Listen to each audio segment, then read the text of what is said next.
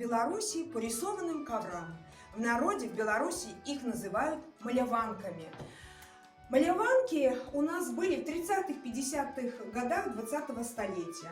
Они представляли собой бордюр цветочный и внутри рисованную какую-то реплику, либо это какой-то сюжет, либо это были цветы.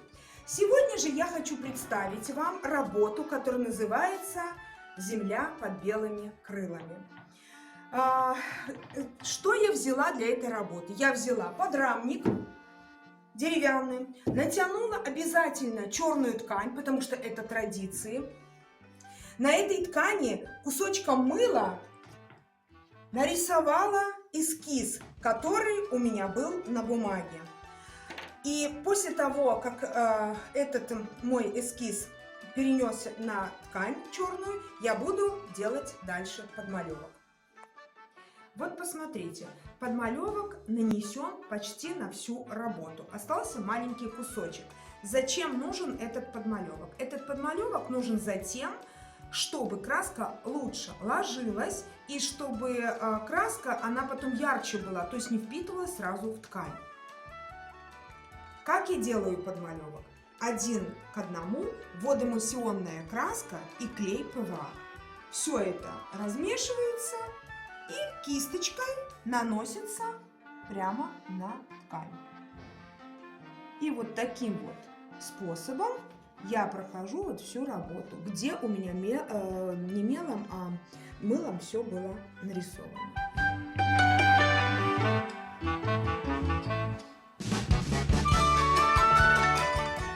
Таким способом я прорабатываю все эти участки.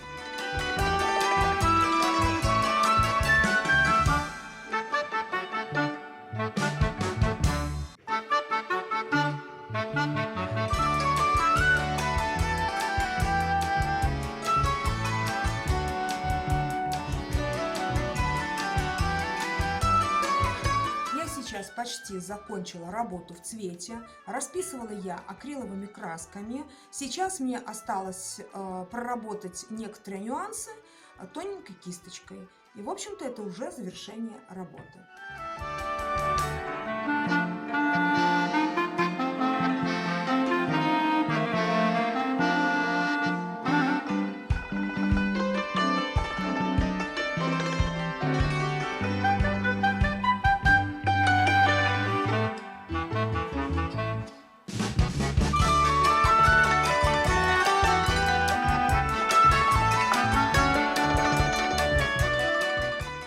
Моя работа «Земля под белыми крылами» завершена.